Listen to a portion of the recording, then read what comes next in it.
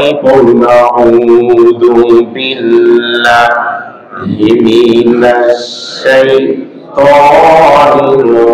الرجيم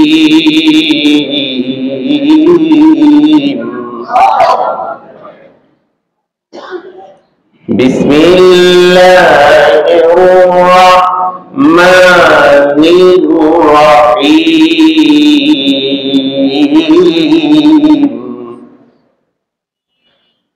ويكلم الناس في المهد وكهلا ومن الصالحين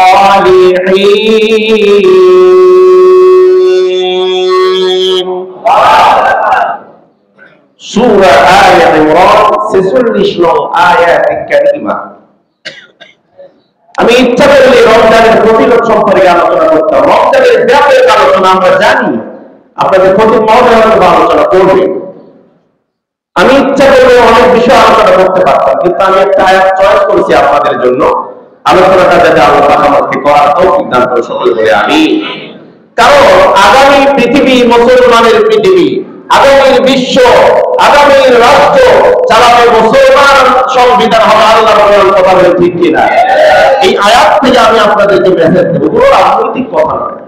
আল্লাহ যা বলছেন তাই বলবো, মন খারাপ করে কোনো বিষয় না। আমার একটা কথা, কোরআনের কথা আপনার বিপক্ষে যেতে পারে, মন খারাপ করবে না, নিজেকে শুধরায় না। যদি নিজেকে শুধরায় নেন, আল্লাহ পাক ওমর রাদিয়াল্লাহু তাআলা আনহু আপনাকে কবুল করবে, হিদায়াত দান করবে। কথা বলে ঠিক কিনা? আর যদি রাগান্বিত হয়ে যান, তাহলে আমি জাহেলের মতো আপনাদের নসিব হয়ে যাবে, দশা হয়ে যাবে। কথা বলে ঠিক কিনা? আসুন আল্লাহ পাক কেন এই আয়াতে কারিমা নাযিল করলেন? আজ থেকে ১৫০০ বছর আগে আল্লাহর নবী সাল্লাল্লাহু আলাইহি ওয়াসাল্লাম সালাতুল ইশা নামাজের পর অসংখ্য সাহাবাদেরকে সাথে নিয়ে মসজিদে নববীর মধ্যে বসা সালাতুল ইশা নামাজ পড়ে রাতের বেলায় মসজিদে নববীর মধ্যে তখন বসা। সুবহানাল্লাহ বলে। এমন সময় একজন নয়, দুজন নয়, ইহুদি ও নাসারা ৭০ জন বড় বড় কাফের, যাদেরকে বলা হয় আহলে কিতাব, যারা ইহুদি ও নাসারা বড় বড় আলিম, যারা ইহুদি নাসারার বড় বড় আলিম, তাওরাত জবুর ইনজিল পর্যন্ত যাদের মুখস্থ, এরকম ৭০ জন বেঈমান আল্লাহ রাসূল সাল্লাল্লাহু আলাইহি ওয়াসাল্লামের মসজিদে নববীর গেট পর্যন্ত চলে এসেছে। আচ্ছা বলেন তো, ইহুদিরা আল্লাহ রাসূলের বন্ধু না শত্রু? জোরে বলেন। আমাদের বন্ধু না শত্রু? তাম বিশ্বের মধ্যে যত মুসলমান আছে, মুসলমানদের এক নাম্বার শত্রু হচ্ছে ইহুদিরা। কথা বলে ঠিক কিনা? মুসলমান এই ইহুদিরা বছরের পর বছর, যুগের পর যুগ ধরে ফিলিস্তিনের বাইতুল মুকাদ্দাসের চতুর্দিকে মুসলমানদেরকে মারতেছে, বন্দি করতেছে, হত্যা করতেছে, শহীদ করে দিচ্ছে। ফিলিস্তিনের এই বাইতুল মুকাদ্দাসকে ছিনিয়ে নিতে চায়। মুসলমানের রক্ত দিব, জীবন দেবে, শহীদ হবে। বাইতুল মুকাদ্দাসে ১ ইঞ্চি মাটি ইহুদিদের হাতে ছেড়ে দিবে না, দিবে না, দিবে না। ঠিক কিনা? এই সমস্ত ইহুদি আল্লাহ রাসূলের মসজিদের গেটের মধ্যে দাঁড়িয়েছে। আল্লাহ রাসূল তাদেরকে দেখে দাঁড়িয়ে গিয়েছে। তারা অবাক হয়েছে, কারণ তারা ভালো করে জানে আমরা আল্লাহ রাসূলের শত্রু। তারা আল্লাহ রাসূল দাঁড়িয়ে গিয়েছে, তাদেরকে সালাম দিয়েছে, তাদেরকে ওয়েলকাম জানিয়েছে, ভিতরে আসতে বলেছে, বসতে বলেছে। আল্লাহ রাসূল নিজেও বসে দিয়েছে, সাহাবাদেরকে বসতে বলল, ইহুদিদেরকে বসতে বলল। এখানে একটা প্রশ্ন, আল্লাহ রাসূল ভালো করে জানেন ইহুদিরা মুসলমান নয়, আমাদের বন্ধু নয়, আল্লাহ রাসূলের বন্ধু নয়। তারপরেও কেন ইহুদিদেরকে দেখে আল্লাহ রাসূল দাঁড়িয়ে গেলেন? কেন সালাম দিলেন? কেন মসজিদের ভিতরে প্রবেশ করতে বললেন? কারণ আছে না নাই? আল্লাহর নবী মানবতার মহান শিক্ষক, আল্লাহর নবী শিক্ষা দিয়ে গেলেন, দুনিয়াবাসী ও উম্মতেরা, আমি রাসূলুল্লাহ মানবতার মহান শিক্ষক, মানবতার মহান আদর্শ তোমাদেরকে শিক্ষা দিয়ে গেলাম। মুসলমানেরা, তোমাদের বাড়িতে কখনো কোনোদিন তোমার চরম শত্রু যদি তোমার বাড়ির গেট পর্যন্ত চলে আসে, তাদেরকে ধমক দিবে না, রাগান্বিত হবে না। তাদের সাথে রূঢ় আচরণ করবে না, খারাপ আচরণ করবে না, বরং তাদেরকে সালাম দাও, ওয়েলকাম জানাও, বাড়িতে প্রবেশ করাও, মেহমানদারি করাও। এই শিক্ষাটা আমি আল্লাহর নবী দিয়ে গেলাম। জোরে বলেন সুবহানাল্লাহ। 70 জন ইহুদিরা মসজিদে নববীর মধ্যে বসে গেল। আল্লাহ রাসূল ডাক দিয়ে বলল, ও ইহুদিরা, কারণ কি? কেন এতগুলো মানুষ অসময় রাত্রির বেলায় সম্পর্ক রাখি কেন আপনারা আমার কাছে আসছেন? আচ্ছা বলেন তো, কারণ আছে না নাই? অবশ্যই একটা কারণ আছে। 70 জন ইহুদিদের মধ্যে একজন দাঁড়িয়ে গিয়ে বলল, আব্দুল্লাহ ইবনে মুহাম্মদ, কারণ ছাড়া আমরা আসি নাই। আমরা ইহুদিদের বড় বড় লিডার, বড় বড় নেতা, ইহুদিদের বড় বড় পণ্ডিত, আমরা তাওরাত জবুর ইনজিলের জ্ঞান আমাদের কাছে আছে। খামাখা আপনার কাছে আমরা আসি নাই, খামাখা আসি নাই। ও আব্দুল্লাহ ইবনে মুহাম্মদ, তুমি নাকি নবী, তুমি নাকি আখিরি জামানার পয়গম্বর, তোমার কাছে নাকি আল্লাহর ওহী আসে, কোরআন নাকি নাজিল হয়। তিনি বলছে, হ্যাঁ আমি নবী, আমি শেষ নবী, আমার কাছে কোরআন নাজিল হয়, আমার কাছে জিবরাইল আসে। ইহুদিদের মধ্যে একজন দাঁড়িয়ে গিয়ে বলল যে, আব্দুল্লাহ ইবনে মুহাম্মদ, এই জায়গায় আমাদের প্রশ্ন, তোমাকে নবী মানে না, তোমার কাছে ওহী আসে, আমরা তাও মানি না, আখিরি জামানার পয়গম্বর তুমি, আমরা মানি না, মানি না, মানি না। সত্যিকার অর্থে যদি তুমি নবী হয়ে থাকো, তোমার কাছে যদি ওহী আসে, জিবরাইল যদি আসে, কোরআন যদি তোমার কাছে নাজিল হয়, আমাদের একটা প্রশ্নের উত্তর দাও। প্রশ্নের উত্তর যদি দিতে পারো তাহলে আমরা বিশ্বাস করব, আমরা মানব তুমি নবী। আর যদি প্রশ্নের উত্তর দিতে না পারো, তুমি মৃত্যু, তুমি ভুয়া নবী, তুমি কোন নবী নও। জোরে বলুন নাউজুবিল্লাহ। এরা বললেন, ও আব্দুল্লাহ ইবনে মুহাম্মদ, আপনি যদি আমাদের প্রশ্নের উত্তর দেন, উত্তর যথার্থ উত্তর যদি দিতে পারেন, আমরা ওয়াদা করলাম, ওয়াদাবদ্ধ হলাম, আমরা 70 জন ইহুদি আপনার হাতে হাত দিয়ে তাওহীদের কালেমা পড়ে মুসলমান হয়ে যাব। আর যদি আপনি উত্তর দিতে না পারেন, আজ থেকে আপনি কালেমার দাওয়াত দিতে পারবেন না, ইসলামের দাওয়াত দিতে পারবেন না, আপনি ঘর থেকে বের হতে পারবেন না, বের হতে দেব না। আল্লাহ নবী চিন্তা করলেন, আমার একটাই মিশন, একটাই ভিশন, একটাই আমার কাজ, কালেমার দাওয়াত দেওয়া। মানুষের বাড়ি বাড়ি পাড়ায় পাড়ায় মহল্লায় গিয়ে কালেমার দাওয়াত দেয়। একজন দুইজন পাঁচজন মুসলমান হয় অথবা হয় না, কিন্তু 70 জন ভিন্ন যদি আমার শক্তি এসে যদি কালেমা পড়ে মুসলমান হয়, তাহলে উত্তর দেওয়ার দরকার আছে না? কিন্তু আল্লাহ নবী কি উত্তর জানে? তখন উত্তর দেন না, কারণ আল্লাহ নবী গায়েব জানেন না। গায়েব একজন জানেন, তিনি কে? বিরাট ধারণা, প্রশ্নের উত্তর অবশ্যই আল্লাহ পাক আমাকে পাঠিয়ে দিবে। তিনি মিহরাবের মধ্যে বসে গেলেন আর তাকে বললেন, কি প্রশ্ন তোমাদের বলো।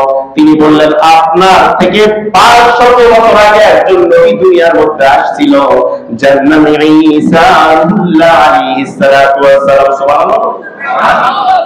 ঈসা আলাইহিস সালাতু ওয়াস সালাম জাহিলিয়াতের যুগে আল্লাহ রাব্বুল আলামিন যাকে পাঠিয়েছেন, ঈসা নবীর বাবা ছিল না, মা ছিল।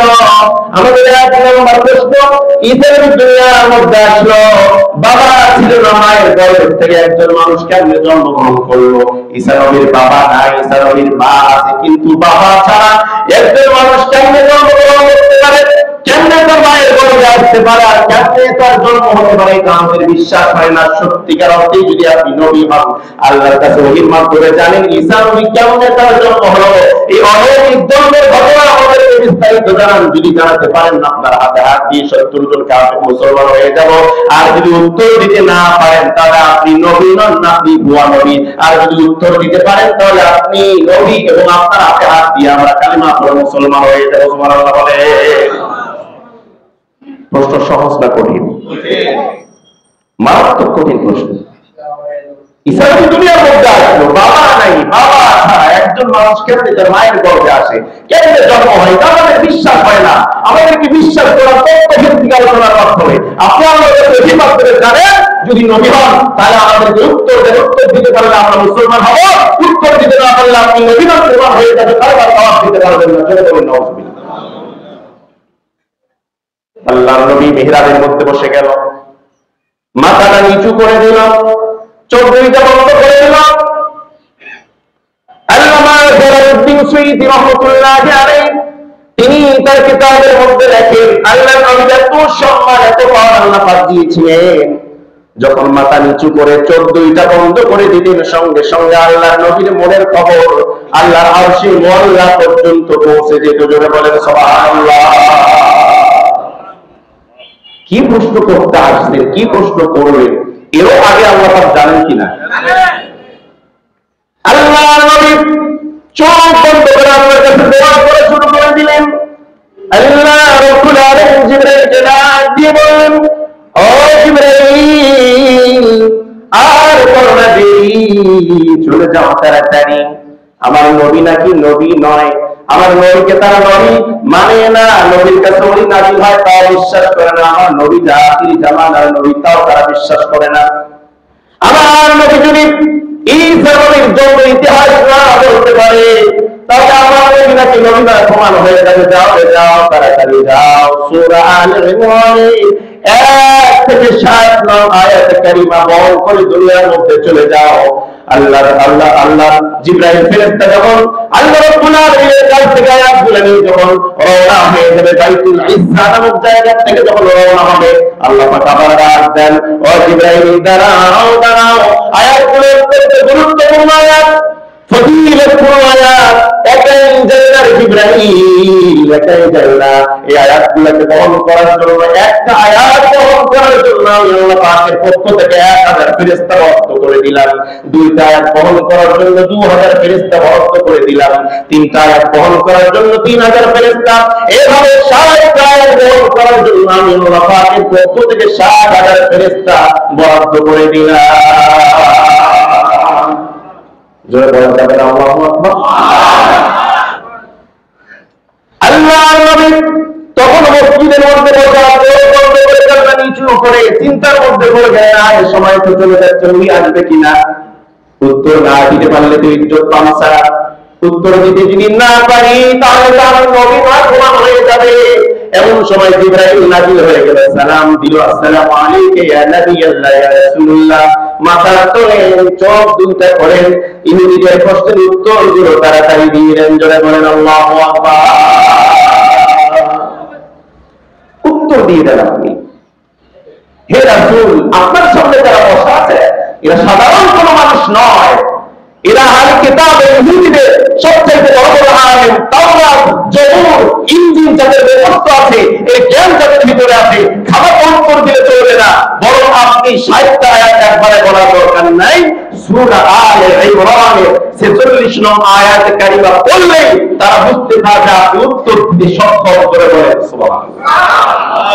আল্লাহর নবী তাদেরকে উদ্দেশ্য করে বললেন, ওয়াইকাল্লিমুন নাসা ফিল মাহদি ওয়া কাহলা ওয়া মিনাস সালিহিন।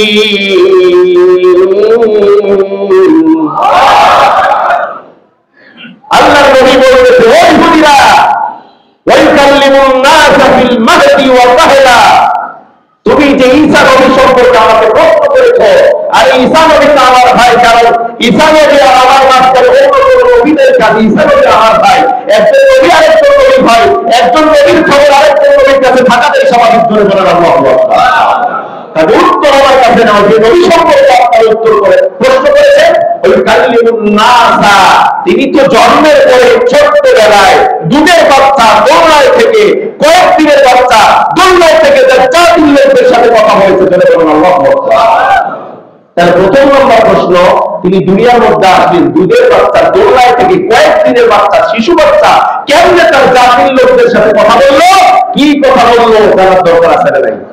1 নম্বর,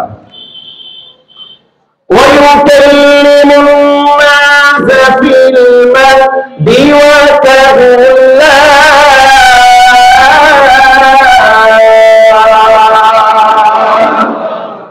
শুধু জন্মের পরে তার মায়ের পরে দোলনা থাকা অবস্থায় একজন বাচ্চা কথা বলেন নাই, তিনি ছোট্টবেলায় শিশু অবস্থায় তার জাতির লোকদের সাথে একবার কথা বলেছে, তিনি আরো একবার কথা বলবে। আল্লাহ পাক তাকে চতুর্থ আসমানে মুসলমানদের জন্য রিজার্ভ ফোর্স বানিয়ে আল্লাহ পাক রেখে দিয়েছে। কখন কোন সময় আল্লাহ রাব্বুল আলামিন ওই ঈসা রূহুল্লাহ আলাইহিস সালামকে দুনিয়ার মধ্যে পাঠাবে, এসে কি কথা বলবে, কাদের সাথে কথা বলবে, কোন দেশে আসবে, কোন জমানায় আসবে, এসে তাদের পক্ষে আর দরকার আছে না? এটা হচ্ছে 2 নম্বর। আর 3 নম্বর প্রশ্ন তো প্রথমেই বললাম যে ঈসা নবী জন্মিল কেমনে? বাবা ছাড়া একজন মানুষ জন্মিল, ঈসা নবী জন্মিল, এটা তারা জাতির লোকেরা বিশ্বাস করে না, যা আমরা মানি না। যদি বাবা ছাড়া ঈসা নবীর জন্ম হয়েই থাকে তাহলে আপনি প্রমাণ দেন, খামাখা প্রমাণ দিলে হবে না। তথ্য ভিত্তিক কোরআনের মাধ্যমে আল্লাহর কাছে জেনে নিয়ে আপনি প্রমাণ দেন। কারণ আপনি যদি নবী হন এই ঘটনা আল্লাহ আপনাকে বলতে বাধ্য, আর যদি নবী না হন আপনি উত্তর দিতে পারবেন না, প্রমাণ হয়ে যাবে আপনি নবী নন।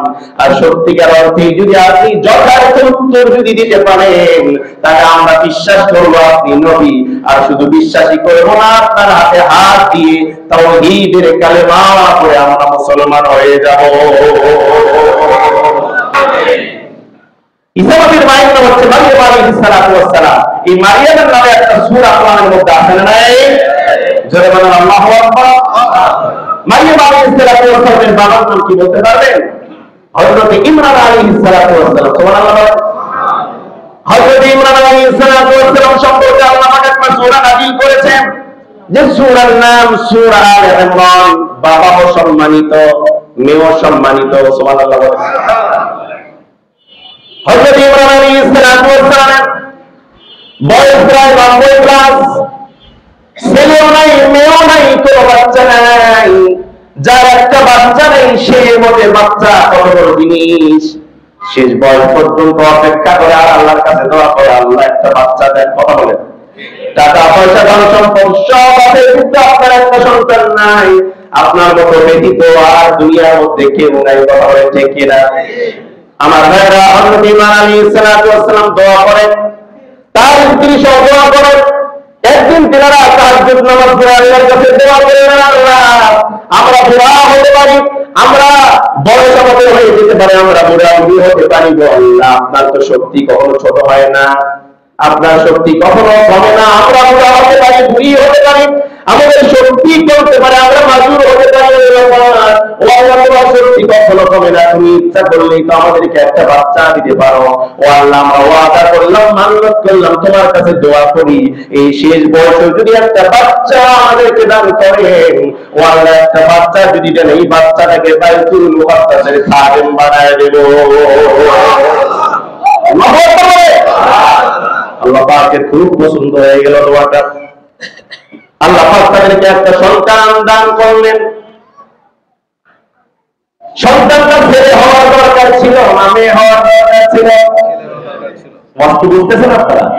ছেলে হওয়ার দরকার ছিল, কারণ তেনারা নিয়োগ করেছে সন্তানটা, একটা সন্তান যদি আমার কাছে বাইতুল মুকাদ্দাসের খাদেম বানায় দেব।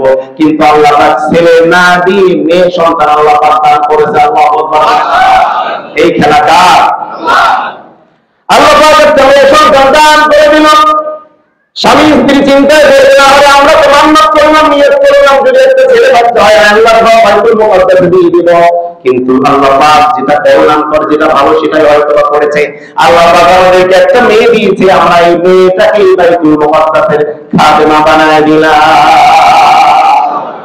কিন্তু হযরত ইমরান আলাইহিস সালামের বাড়িটা বাইতুল মুকাদ্দাস থেকে অনেক দূরে, আর বাইতুল মুকাদ্দাসের পাশে বাড়িটা তিনি হচ্ছে নবী জাকারিয়া আলাইহিস সালাম। আর জাকারিয়া আলাইহিস সালাম হচ্ছে মারিয়ামের আপন খালু, অর্থাৎ জাকারিয়া ইমরান আলাইহিস সালামের আপন ভাইরা ভাই। সুবহানাল্লাহ।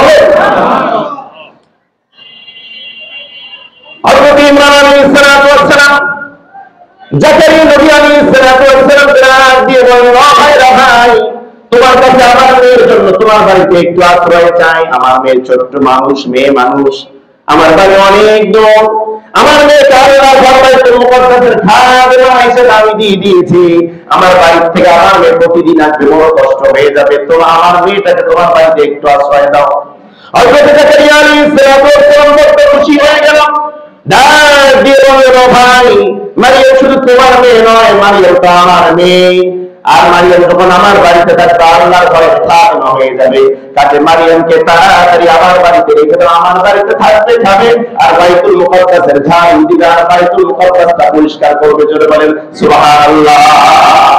চিন্তা করেন আল্লাহর ঘর কত বড় জিনিস, আমরা বুঝি না, বললে বুঝবো, আমার মধ্যে গেলে বুঝবো। যে মারিয়াম আলাইহিস সালামকে আল্লাহ পাক খাদেমা হিসেবে কবুল করলেন, যে মসজিদের খাদেম ছিলেন ঈসা নবী আলাইহিস সালাম। বাইতুল মুকাদ্দাস পৃথিবীর মধ্যে একমাত্র মসজিদ যে মসজিদের মধ্যে আল্লাহর নবী ইমাম ছিল, আর সমস্ত নবী রাসূলগণ আল্লাহর নবীর কিছু ইত্তেবা করেছিল। কথা ঠিক কিনা? একমাত্র মসজিদ সেই মসজিদ যে মসজিদের মধ্যে আল্লাহর নবী নিজে ইমাম, আর সমস্ত রাসূল সমস্ত নবীগণকে আল্লাহ পাক মুসল্লি বানায় দিয়েছিলেন। সেখান থেকে আল্লাহর নবীকে ইমামুল মুরসালিন, নবীদের ইমাম বানিয়েছেন। আমাদের নবীর সম্মান সমস্ত নবীর সম্মানের চাইতে কম না বেশি?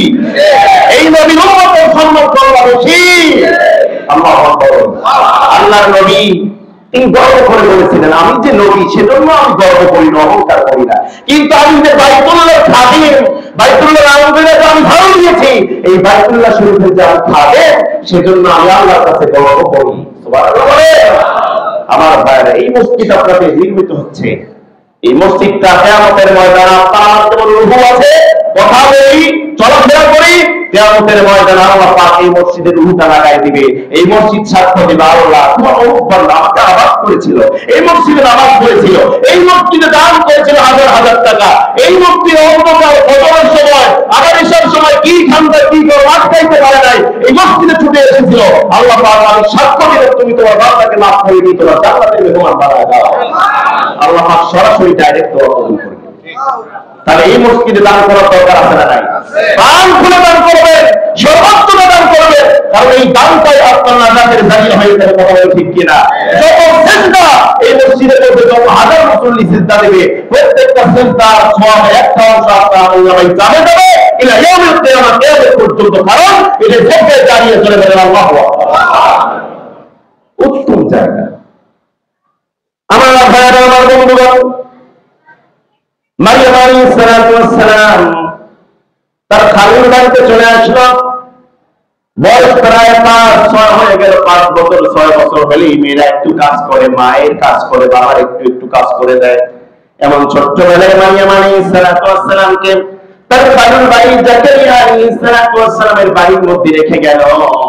মারিয়াম আলাইহিস সালাম প্রতিদিন সকালবেলা বাইতুল্লাহ অর্থাৎ বাইতুল মুকাদ্দাসটা ভিতরে যায়, ঝাড়ু দেয়, মুছে দেয়, আবার দুপুরে যায়, আবার বিকাল বেলা যায়। এইভাবে প্রতিদিন নিয়মিত খেদমত করেই যাচ্ছে। আল্লাহর ঘরের খাদেমা হিসেবে একজন কবুল করেছেন, তিনি কে? মারিয়াম আলাইহিস সালাম এভাবে দিন চলতেই লাগলো, চলতেই লাগলো। কিন্তু মেয়েরা 9 বছর 10 বছর 11 বছর 8 বছর মেয়েরা স্বাভাবিক হয়ে যায়। মেয়েরা স্বাভাবিক হয় তখন যখন মেয়েদের মাসিক হয়, মেন্স হয়, কোরআনের কথা, হাদিসের কথা। আর যখন মেয়েদের মাসিক হয়ে যায়, মেয়েরা তখন আল্লাহর ঘরে যেতে পারবে না, নামাজ পড়তে পারবে না, কোরআন ধরে তেলাওয়াত করতে পারবে না, মসজিদের ভিতরে প্রবেশ করতে পারবে না। আবার মেয়েদের অসুখ 3 দিন 5 দিন 7 দিন পর যখন ভালো হয়ে যায়, ওই মেয়েদের উপর আল্লাহর পক্ষ থেকে গোসল ফরজ হয়ে যায়। গোসল ফরজ সম্পূর্ণ গোসল যখন ফরজ হয়ে যায়, ফরজ গোসল দেওয়ার পর আবার পুনরায় মসজিদে যেতে পারবে, নামাজ পড়তে পারবে, মসজিদ ঝাড়ু দিতে পারে, কোরআন ধরে তেলাওয়াত করতে পারবে, রোজা রাখতে পারবে, কোনো সমস্যা কোনো সমস্যা নাই। কিন্তু মারিয়াম আলাইহিস সালামের মাসিক হয়ে গেল, আর মসজিদ যেতে পারে না, আল্লাহর ঘর ঝাড়ু দিতে পারে না, এভাবে 3 দিন 5 দিন চলে যায়, ঘরে যেতে পারে না। আবার যখন মাসিকটা ভালো হয়ে গেল, এই অসুখটা যখন ভালো হয়ে গেল, তখন তার উপরে ফরজ হইতে হয় নাই।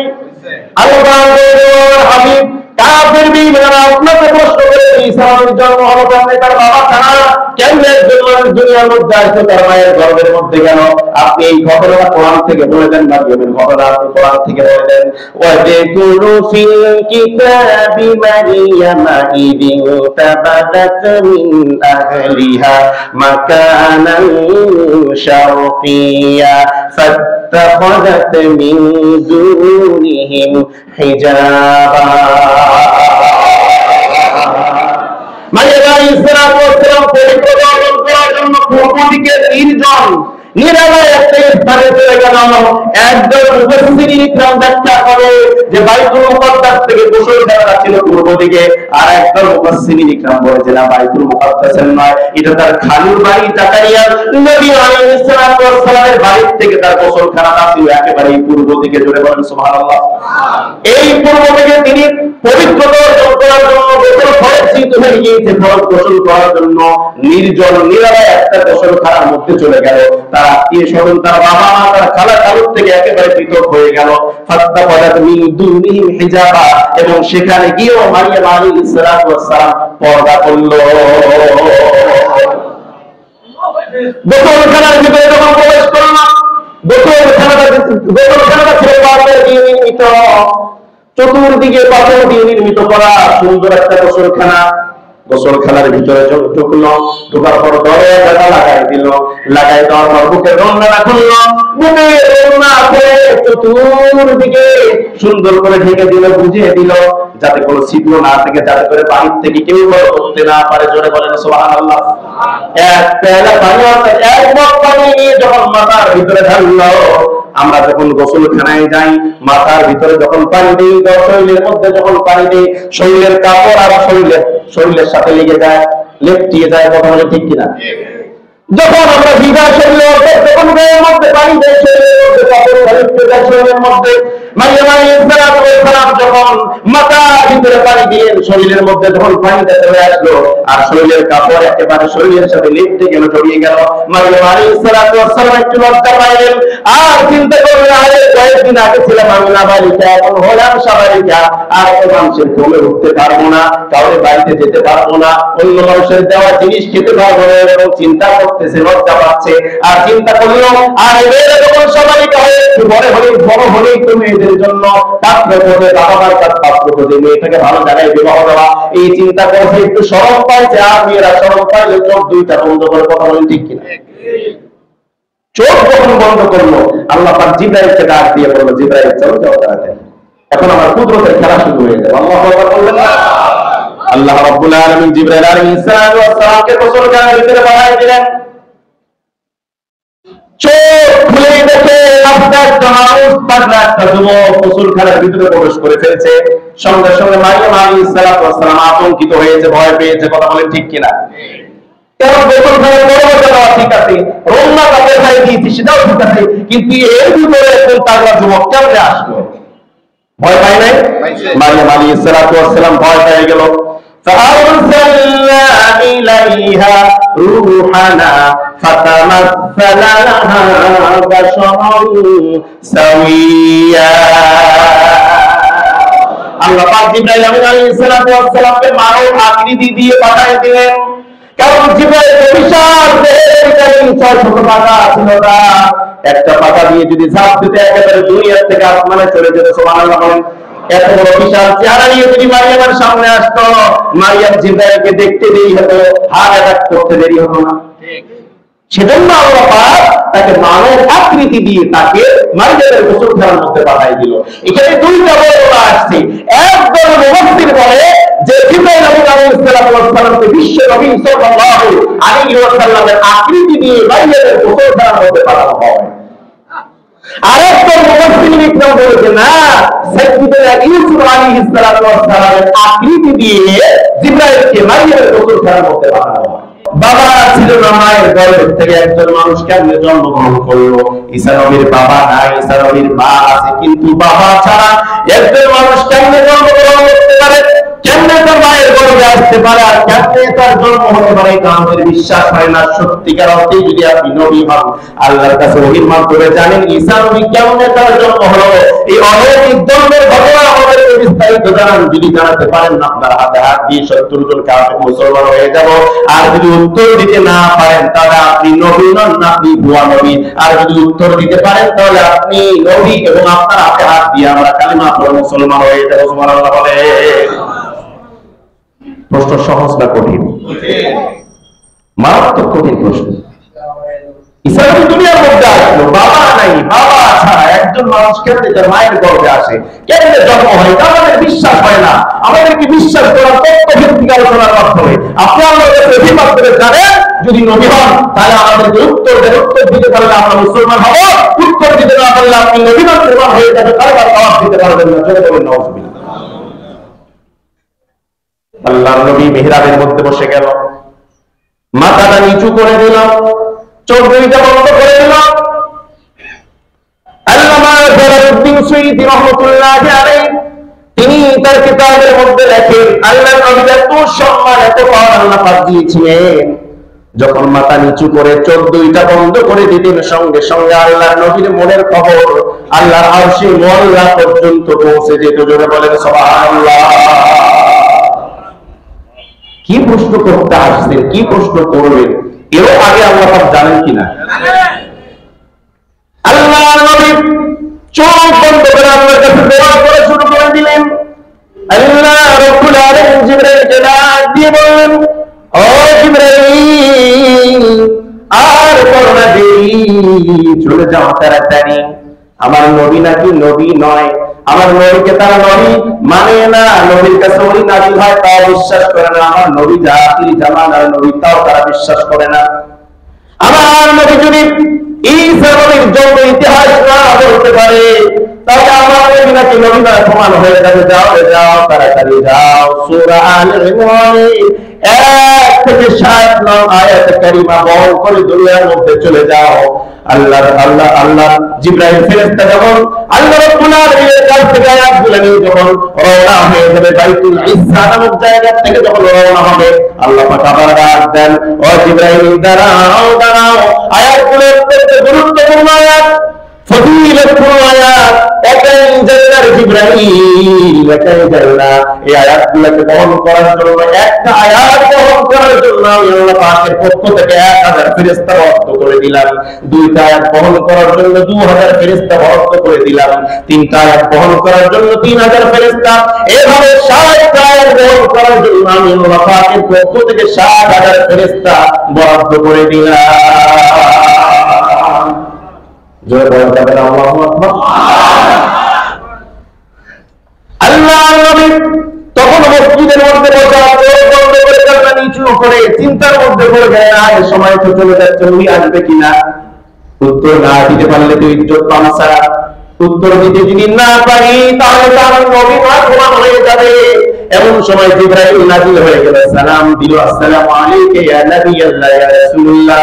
মাথা তোলেন, চোখ দুইটা করেন, ইহুদিদের প্রশ্নের উত্তরগুলো তাড়াতাড়ি দিলেন। জোরে বলেন আল্লাহু আকবার।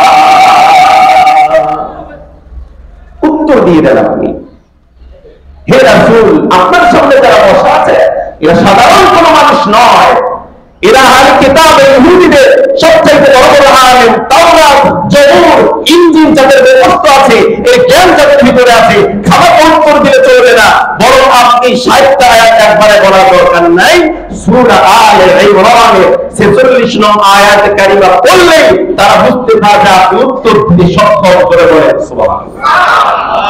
আল্লাহর নবী তাদেরকে উদ্দেশ্য করে বললেন, ওয়াইকাল্লিমুন নাসা ফিল মাহদি ওয়া কাহালা ওয়া মিনাস সালিহিন।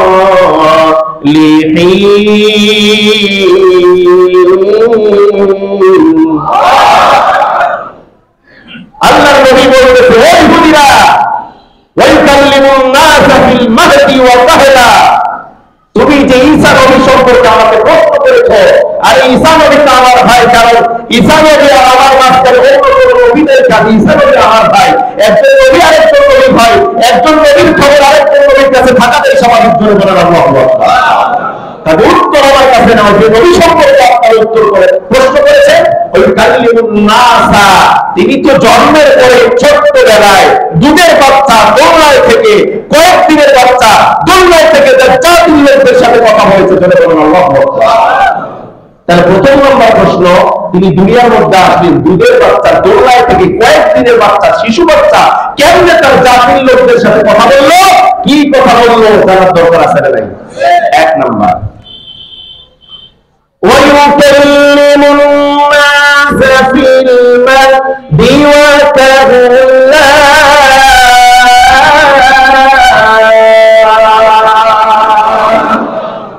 শুধু জন্মের পরে তার মায়ের কোলে দোলনা থাকা অবস্থায় একজন বাচ্চা কথা বলেন নাই, তিনি ছোট্টবেলায় শিশু অবস্থায় তার জাতির লোকদের সাথে একবার কথা বলেছে, তিনি আরো একবার কথা বলবে।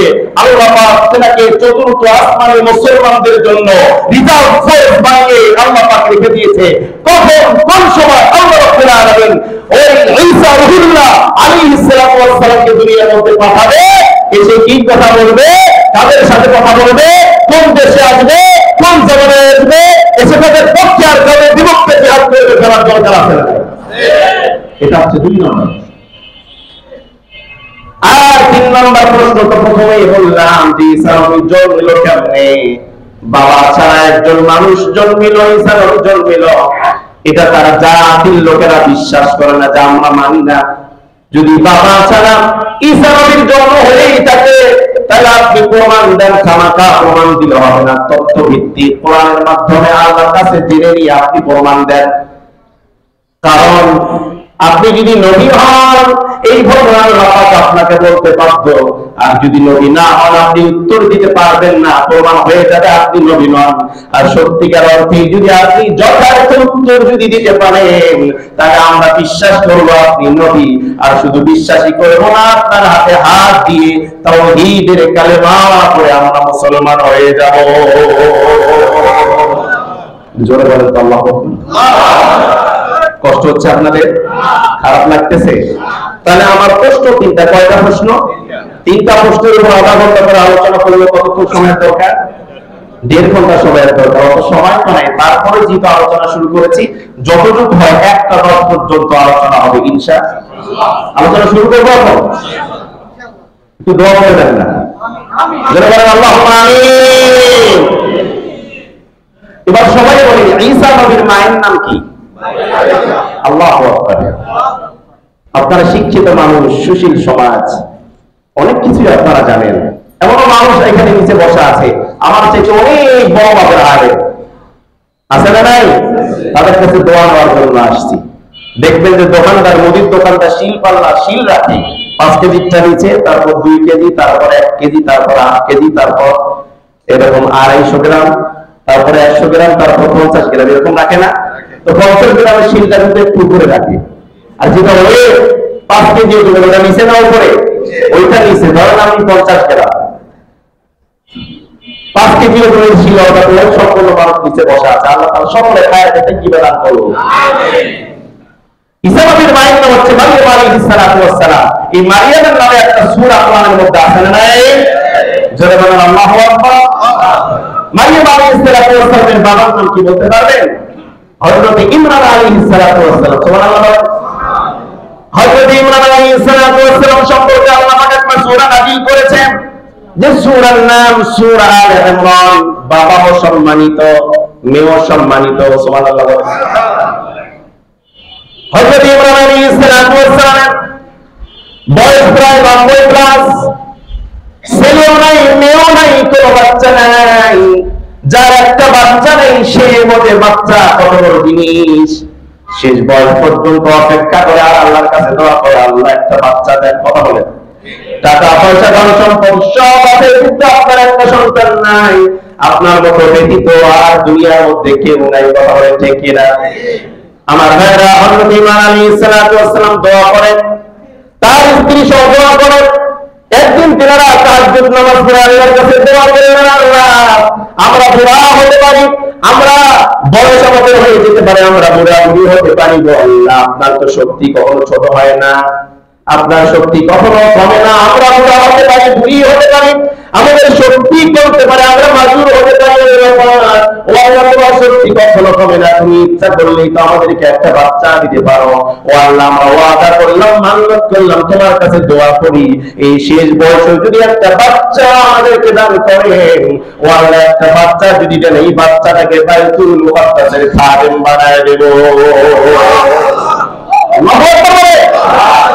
আল্লাহ পাকের খুব পছন্দ হয়ে গেল দোয়াটা। আল্লাহ পাক তাদেরকে একটা সন্তান দান করলেন। সন্তানটা ছেলে হওয়ার দরকার ছিল না মেয়ে হওয়ার দরকার ছিল? মস্ত বুঝতেছেন আপনারা? ছেলে হওয়ার দরকার ছিল, কারণ তেনারা নিয়োগ করেছে সন্তানটা, একটা সন্তান যদি আল্লাহ পাক দেয় বাইতুল মুকাদ্দাসের খাদেম বানায় দেব। কিন্তু আল্লাহ পাক ছেলে না দিয়ে মেয়ে সন্তান আল্লাহ পাক দান করেছে। আল্লাহু আকবার। এই খেলা কার? আল্লাহ পাক একটা সন্তান দান করে দিল। স্বামী স্ত্রী চিন্তায় করে দেওয়া হবে, আমরা তো মান্নাত করলাম, নিয়ত করলাম যদি একটা ছেলে বাচ্চা হয় আল্লাহর ঘর বাইতুল মুকাদ্দাসে দিয়ে দিব, কিন্তু আল্লাহ পাক যেটা কল্যাণকর যেটা ভালো সেটাই হয়তো করেছে। আল্লাহ পাক আমাদেরকে একটা মেয়ে দিয়েছে, আমরা এই মেয়েটাকে বাইতুল মুকাদ্দাসের খাদেমা বানায় দিলাম। কিন্তু হযরত ইমরান আলাইহিস সালামের বাড়িটা বাইতুল মুকাদ্দাস থেকে অনেক দূরে, আর বাইতুল মুকাদ্দাসের পাশে বাড়িটা তিনি হচ্ছে নবী জাকারিয়া আলাইহিস সালাম, আর জাকারিয়া আলাইহিস সালাম হচ্ছে মারইয়ামের আপন খালু, অর্থাৎ জাকারিয়া ইমরান আলাইহিস সালামের আপন ভাইরা ভাই। সুবহানাল্লাহ।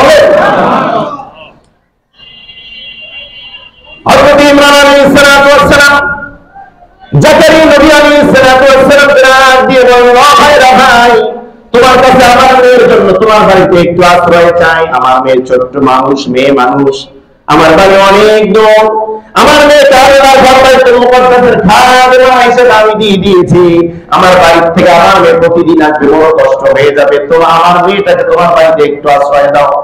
হযরত জাকারিয়া আলাইহিস সালাম বড় খুশি হয়ে গেল, ডাক দিয়ে বললেন, ও ভাই, মারিয়াম শুধু তোমার মেয়ে নয়, মারিয়াম তো আমার মেয়ে, আর মারিয়াম যখন আমার বাড়িতে থাকবে আল্লাহর ঘরে খাদেমা হয়ে যাবে, কাজে মারিয়ামকে তাড়াতাড়ি আমার বাড়িতে রেখে দাও, আমার বাড়িতে থাকতে খাবে আর বাইতুল মুকাদ্দাসের ঝাড়ু দিবে আর বাইতুল মুকাদ্দাসটা পরিষ্কার করবে। জোরে বলেন সুবহানাল্লাহ। চিন্তা করেন আল্লাহর ঘর কত বড় জিনিস, আমরা বুঝি না, বললে বুঝবো, আমাদের মধ্যে গেলে বুঝবো যে মারিয়াম আলাইহিস সালামকে আল্লাহ পাক খাদেমা হিসেবে কবুল করলেন। যে মসজিদের খাদেম ছিলেন ঈসা নবী আলাইহিস সালাম। বাইতুল মুকাদ্দাস পৃথিবীর মধ্যে একমাত্র মসজিদ যে মসজিদের মধ্যে আল্লাহর নবী ইমাম ছিল, আর সমস্ত নবী রাসূলগণ আল্লাহর নবীর কিছু ইত্তেবা করেছিল, বলেন ঠিক কিনা? একমাত্র মসজিদ সেই মসজিদ যে মসজিদের মধ্যে আল্লাহর নবী নিজে ইমাম, আর সমস্ত রাসূল সমস্ত নবীগণকে আল্লাহ পাক মুসল্লি বানায় দিয়েছিলেন। সেখান থেকে আল্লাহর নবীকে ইমামুল মুরসালিন, নবীদের ইমাম বানিয়েছেন। আমাদের নবীর সম্মান সমস্ত নবীর সম্মানের চাইতে কম না বেশি? এই নবীর উম্মতের সম্মান কম না বেশি? আল্লাহু আকবার। আল্লাহর নবী তিনি গর্ব করে বলেছিলেন, আমি যে নবী সেজন্য আমি গর্ব করি না, অহংকার করি না, কিন্তু আমি যে বাইতুল্লাহর খাদেম, বাইতুল্লাহর আলহামদুলিল্লাহ আমি ঝাড়ু দিয়েছি, এই বাইতুল্লাহ শরীফের যে আমি খাদেম সেজন্য আমি আল্লাহর কাছে গর্ব করি। সুবহানাল্লাহ। আমার ভাইরা, এই মসজিদ আপনাদের নির্মিত হচ্ছে, এই মসজিদটা কিয়ামতের ময়দানে আপনার যেমন রূহ আছে, কথা বলি, চলাফেরা করি, কিয়ামতের ময়দানে আল্লাহ পাক এই মসজিদের রূহটা লাগাই দিবে। এই মসজিদ সাক্ষ্য দিবে, আল্লাহ তোমার অমুক বান্দা আমাকে আবাদ করেছিল, এই মসজিদে নামাজ পড়েছিল, এই মসজিদে দান করেছিল হাজার হাজার টাকা, এই মসজিদে অন্ধকার ফজরের সময় আবার এসব সময় কি ঠান্ডা কি গরম আটকাইতে পারে নাই, এই মসজিদে ছুটে এসেছিল। আল্লাহ পাক আমি সাক্ষ্য দিলে তুমি তোমার বান্দাকে মাফ করে দিই, তোমার জান্নাতের মেহমান বানায় দাও। আল্লাহ পাক সরাসরি ডাইরেক্ট দোয়া কবুল করবে। তাহলে এই মসজিদে দান করার দরকার আছে না নাই? দান খুলে দান করবেন, সর্বোত্তম দান করবেন, কারণ এই দানটাই আপনার নাজাতের জারিয়া হয়ে যাবে। কথা বলে ঠিক কিনা? যত সিজদা এই মসজিদে করবে, যত হাজার মুসল্লি সিজদা দেবে, প্রত্যেকটা সিজদার সওয়াব একটা অংশ আপনার আমলনামায় যাবে যাবে ইলা ইয়াউমিল কিয়ামা, কিয়ামত পর্যন্ত, কারণ এটা সবকে জারিয়া চলে যাবে। আল্লাহু আকবার। উত্তম জায়গা। আমার ভাইরা, আমার বন্ধুগণ, মারিয়াম আলাইহিস সালাম তার খালুর বাড়িতে চলে আসলো। বয়স প্রায় 5-6 হয়ে গেল, 5 বছর 6 বছর হলেই মেয়েরা একটু কাজ করে, মায়ের কাজ করে, বাবার একটু একটু কাজ করে দেয়। এমন ছোট্টবেলায় মারিয়াম আলাইহিস সালামকে তার খালুর বাড়ি জাকারিয়া আলাইহিস সালামের বাড়ির মধ্যে রেখে গেল। মারিয়াম আলাইহিস সালাম প্রতিদিন সকালবেলা বাইতুল্লাহ অর্থাৎ বাইতুল মুকাদ্দাসটা ভিতরে যায়, ঝাড়ু দেয়, মুছে দেয়, আবার দুপুরে যায়, আবার বিকাল বেলা যায়, এইভাবে প্রতিদিন নিয়মিত খেদমত করেই যাচ্ছে। আল্লাহর ঘরের খাদেমা হিসেবে একজন কবুল করেছেন, তিনি কে? মারিয়াম আলাইহিস সালাম এভাবে দিন চলতেই লাগলো, কিন্তু মেয়েরা 9 বছর 10 বছর 11 বছর 8 বছর মেয়েরা স্বাভাবিক হয়ে যায়। মেয়েরা স্বাভাবিক হয় তখন যখন মেয়েদের মাসিক হয়, মেন্স হয়, কোরআনের কথা হাদিসের কথা। আর যখন মেয়েদের মাসিক হয়ে যায়, মেয়েরা তখন আল্লাহর ঘরে যেতে পারবে না, নামাজ পড়তে পারবে না, কোরআন ধরে তেলাওয়াত করতে পারবে না, মসজিদের ভিতরে প্রবেশ করতে পারবে না। আবার মেয়েদের অসুখ 3 দিন 5 দিন 7 দিন পর যখন ভালো হয়ে যায়, ওই মেয়েদের উপর আল্লাহর পক্ষ থেকে গোসল ফরজ হয়ে যায়। গোসল ফরজ সম্পূর্ণ গোসল যখন ফরজ হয়ে যায়, ফরজ গোসল দেওয়ার পর আবার পুনরায় মসজিদে যেতে পারবে, নামাজ পড়তে পারবে, মসজিদ ঝাড়ু দিতে পারে, কোরআন ধরে তেলাওয়াত করতে পারবে, রোজা রাখতে পারবে, কোনো সমস্যা কোনো সমস্যা নাই। কিন্তু মারিয়াম আলাইহিস সালাতু ওয়াস সালামের মাসিক হয়ে গেল, আর মসজিদ যেতে পারে না, আল্লাহর ঘর ঝাড়ু দিতে পারে না, এভাবে 3 দিন 5 দিন চলে যায়, ঘরে যেতে পারে না। আবার যখন মাসিকটা ভালো হয়ে গেল, এই অসুখটা যখন ভালো হয়ে গেল, তখন তার উপরে গোসল ফরজ হয়েছে, হয় নাই? আল্লাহ হাবিব কাফের বিমানরা আপনাকে প্রশ্ন করে, ঈসার জন্ম হলো কেমনে, তার বাবা ছাড়া কেমনে একজন মানুষ দুনিয়ার মধ্যে আসলো, তার মায়ের গর্ভের মধ্যে গেল? আপনি এই ঘটনাটা কোরআন থেকে বলে দেন, মারিয়ামের ঘটনা আপনি কোরআন থেকে বলে দেন। ওয়াযকুরু ফিল কিতাবি মারিয়ামা ইদিন তাবাদাত মিন আহলিহা মাকানান শারকিয়্যা فاتخذت من دونهم حجابا। মারিয়াম আলাইহিস সালাতু ওয়াস সালাম পবিত্র অর্জন করার জন্য পূর্ব দিকে নির্জন নিরালয় একটা স্থানে চলে গেল।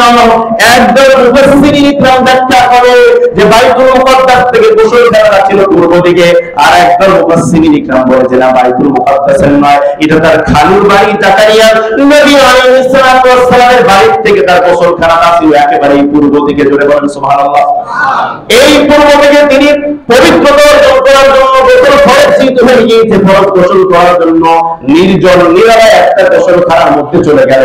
তার আত্মীয় স্বজন, তার বাবা মা, তার খালা খালুর থেকে একেবারে পৃথক হয়ে গেল। ফাত্তাখাযাত মিন দুনিহিম হিজাবা, এবং সেখানে গিয়েও মারিয়াম আলাইহিস সালাতু ওয়াস সালাম পর্দা করল। গোসলখানার ভিতরে যখন প্রবেশ করল, গোসলখানাটা ছিল পাথর দিয়ে নির্মিত, চতুর্দিকে পাথর দিয়ে নির্মিত করা সুন্দর একটা গোসলখানা।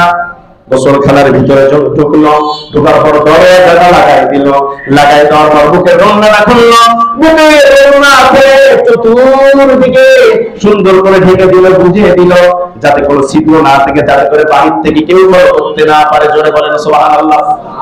এক পেয়ালা পানি, এক মগ পানি নিয়ে যখন মাথার ভিতরে ঢাললো, আমরা যখন গোসলখানায় যাই, মাথার ভিতরে যখন পানি দিই, শরীরের মধ্যে যখন পানি দিই, শরীরের কাপড় আর শরীরের সাথে লেগে যায়, লেপটিয়ে যায়, কথা বলে ঠিক কিনা? যখন আমরা ভিজা শরীরে, অর্থাৎ যখন গায়ের মধ্যে পানি দেয়, শরীরের মধ্যে কাপড় লেপটে যায়, শরীরের মধ্যে মারিয়াম আলাইহিস সালাতু ওয়াস সালাম যখন মাথার ভিতরে পানি দিলেন, শরীরের মধ্যে যখন পানিটা চলে আসলো, আর শরীরের কাপড় একেবারে শরীরের সাথে লেপটে গেল, জড়িয়ে গেল, মারিয়াম আলাইহিস সালাতু ওয়াস সালাম একটু লজ্জা পাইলেন। আর চিন্তা করলেন, আরে কয়েকদিন আগে ছিলাম আমি নাবালিকা, এখন হলাম সাবালিকা, আর তো মানুষের কোলে উঠতে পারবো না, কাউরে বাড়িতে যেতে পারবো না, অন্য মানুষের দেওয়া জিনিস খেতে পারবো না, এরকম চিন্তা করতেছে, লজ্জা পাচ্ছে। আর চিন্তা করলো, আর মেয়েরা যখন সাবালিকা হয়ে একটু বড় হলেই তো মেয়েদের জন্য পাত্র খোঁজে, বাবা মার কাছে পাত্র খোঁজে, মেয়েটাকে ভালো জায়গায় বিবাহ দেওয়া, এই চিন্তা করছে, একটু শরম পাইছে। আর মেয়েরা শরম পাইলে চোখ দুইটা বন্ধ করে, কথা বলেন ঠিক কিনা? চোখ যখন বন্ধ করলো, আল্লাহ পাক জিবরাইলকে ডাক দিয়ে বলল, জিবরাইল চলো যাও তাড়াতাড়ি, এখন আমার কুদরতের খেলা শুরু হয়ে যাবে। আল্লাহু আকবার বললেন না? আল্লাহ রাব্বুল আলামিন জিবরাইল আলাইহিস সালামকে গোসলখানার ভিতরে পাঠিয়ে দিলেন। চোখ খুলে দেখে রাস্তায় একটা মানুষ, পাগলা একটা যুবক গোসলখানার ভিতরে প্রবেশ করে ফেলেছে। সঙ্গে সঙ্গে মারিয়াম আলাইহিস সালাম আতঙ্কিত হয়েছে, ভয় পেয়েছে, কথা বলেন ঠিক কিনা? কারণ গোসলখানার দরজা দেওয়া ঠিক আছে, রমনাটা পেছাই দিয়েছি সেটাও ঠিক আছে, কিন্তু এর ভিতরে একজন পাগলা যুবক কেমনে আসলো? ভয় পায় নাই? মারিয়াম আলাইহিস সালাম ভয় পেয়ে গেল। فأرسلنا إليها روحنا فتمثل لها بشرا سويا। আল্লাহ পাক জিবরাইল আলাইহিস সালামকে মানব আকৃতি দিয়ে পাঠিয়ে দিলেন। কারণ জিবরাইল বিশাল দেহের ভিতরে 600 পাখা ছিল, একটা পাখা দিয়ে যদি ঝাঁপ দিতে একেবারে দুনিয়া থেকে আসমানে চলে যেত। সুবহানাল্লাহ। এত বড় বিশাল চেহারা নিয়ে যদি মারিয়ামের সামনে আসতো, মারিয়াম জিবরাইলকে দেখতে দেরি হতো, হার্ট অ্যাটাক করতে দেরি হতো না। সেজন্য আল্লাহ পাক তাকে মানব আকৃতি দিয়ে তাকে মারিয়ামের গোসলখানার মধ্যে পাঠিয়ে দিল। এখানে দুইটা বর্ণনা আসছে। একদল মুফাসসির বলে যে জিবরাইল আলাইহিস সালামকে বিশ্ব নবী সাল্লাল্লাহু আলাইহি ওয়াসাল্লামের আকৃতি দিয়ে মারিয়ামের গোসলখানার মধ্যে পাঠানো হয়। আরেকজন মুফাসসির ইকরাম বলেছে না, সাইয়্যিদুনা ইউসুফ আলাইহিস সালামের আকৃতি দিয়ে জিবরাইলকে মারিয়ামের গোসলখানার মধ্যে পাঠানো হয়। সুবহানাল্লাহ বলবেন। মারিয়াম আলাইহিস সালাম বললেন, কি ব্যাপার, এত বড় সাহস আপনার, এত বড় স্পর্ধা, আমার গোসলখানার ভিতরে আপনি কেমনে আসলেন, তাড়াতাড়ি বের হন। قالت إني أعوذ بالرحمن منك إن كنت تقيا। আপনার হাত থেকে বাঁচার জন্য দয়াময় রহমান আল্লাহ রাব্বুল আলামিনের কাছে আপনার হাত থেকে বাঁচার জন্য আমি পানাহ চাই, আমি দোয়া করি। মিনকা ইন কুনতা তাকিয়া, যদি আপনার ভিতরে তাকওয়া থাকে, আল্লাহর ভয় যদি থাকে, আপনি বের হন, আমার দিকে তাকাবেন না, আমাকে স্পর্শ করবেন না, আমার দিকে দৃষ্টিপাত করবেন না। জোরে বলেন আল্লাহু আকবার। মারিয়াম আলাইহিস সালাম আতঙ্কিত, ভয় পেয়েছে। এবারে দেখেন জিবরাইল আমিন আলাইহিস সালাম কি বলছে। জিবরাইল আমিন আলাইহিস সালাম বলছে, ও মারিয়াম, তোমার দোয়া আল্লাহর কাছে কবুল হবে না, তোমার দোয়া আল্লাহ রাব্বুল আলামিনের কাছে কবুল হবে না, কারণ তুমি যে আল্লাহর কাছে দোয়া করো, ওই আল্লাহ পাক আমাকে পাঠিয়েছে। বরং কেন পাঠিয়েছেন সেইটা তুমি জানো। ক্বালা ইন্নামা আনা রাসূলু রাব্বিক লিআহাবা লাকি গুলামান যাকিয়া। আমাকে তোমার কাছে পাঠিয়েছে একটা সুসংবাদ দিয়ে। কি সুসংবাদ জানো? একজন নেককার পবিত্র সন্তানের সুসংবাদ দিয়ে আল্লাহ পাক আমাকে তোমার কাছে পাঠিয়েছে, কাজে তোমার দোয়া আল্লাহর কাছে কবুল হবে। এই কথা যখন শুনলো মারিয়াম, মাথার মধ্যে মনে হয় আসমানটা ভেঙে পড়ল। সুবহানাল্লাহ বলেন। কারণ মারিয়াম আলাইহিস সালাম তারপর কি বললেন, তারপর থেকে ব্যাপক আলোচনা, অনেক লম্বা আয়াত, একটা একটা করে আয়াত পড়বার উত্তর বলে দিত, কিন্তু এখান থেকে আয়াত আরো মিনিমাম আছে 10 থেকে 12টা। তারপর কি হলো, মারিয়ামের বাচ্চা কেমনে পেটের মধ্যে আসলো, তারপর বাচ্চা প্রসব হলো কোথায়, বাচ্চা হওয়ার পর শিশু বাচ্চা কেমনে কথা বললো, এটা তো একটা পাঠ। আমার মারিয়াম আলাইহিস সালাম চতুর্থ আসমানে কেমনে গেল, কোন সময় গেল, কিভাবে কথা দিল, আমার এখান থেকে নামবে, কোথায় নামবে, কোন কষ্টে নামবে, বিশাল আলোচনা। এখান থেকে আলোচনা করতে গেলে আরো এক থেকে 1.5 ঘন্টা দরকার। এত সময় তো আমাদের নেই, যেহেতু এটা জুমা, এটা একটা মসজিদ, এটা একটা নিয়ম আছে, সময় আছে, আছে না নাই? মাহফিলের বাড়ি হলে 12টা থেকে 12:30, 12:30 থেকে একটা কথা বলা যায়, কিন্তু এটা যেহেতু জুমা আর কথা বলার সুযোগ হচ্ছে না। এই ইতিহাসটা, এই ঐতিহাসিক ঘটনাটা ইউটিউবে আছে, মাওলানা হাফিজুর রহমান হাফিজ রংপুর দিয়ে সার্চ দিলে এই ঘটনাটা চলে আসবে। অনেক আলোচনা আছে, তার মধ্যে এটাও আছে। আর যদি কোনোদিন সুযোগ হয়, আমি যদি আসতে পারি, আর কোনোদিন আল্লাহ যদি কবুল করে, হয়তো আমি এই জায়গা থেকে আবার আলোচনা করার চেষ্টা করবো ইনশাআল্লাহ। সবাই কি খুব বেজার হয়ে গেছেন? মন খারাপ? কষ্ট পাইছেন? কষ্ট পাইলে আমাকে মাফ করবেন। আমি তার থেকে আলোচনাটা করতে চেয়েছিলাম। যাক, আল্লাহ তাআলা আপনার উপর নেক হায়াত দারাজ করুক এবং আপনাদেরকে কল্যাণ দান করুক এবং আমাকেও কবুল করুক। এবং আপনাদের খতিব মহোদয় বিশেষ এক কাজে উনি আটকা পড়ে গিয়েছেন, যার কারণে আমাকে পাঠিয়েছেন, আর আমি আসছি, সেজন্য খুশি না দাদা? এটা হাত তুলে দেখান তো কারা কারা দাদা। একটু তাহলে ব্যাপার হয়েছে মনে হয় না? যাক, সম্মানিত ভাইয়েরা, 10 বেজে গিয়েছে, আর আলোচনা নয়। আপনারা আমার জন্য দোয়া করবেন, আমিও আপনাদের জন্য দোয়া করি। কোনো একদিন দেখা হবে যদি আল্লাহ তাআলা কবুল করে। আসসালামু আলাইকুম ওয়া রাহমাতুল্লাহি তাআলা ওয়া বারাকাতুহু।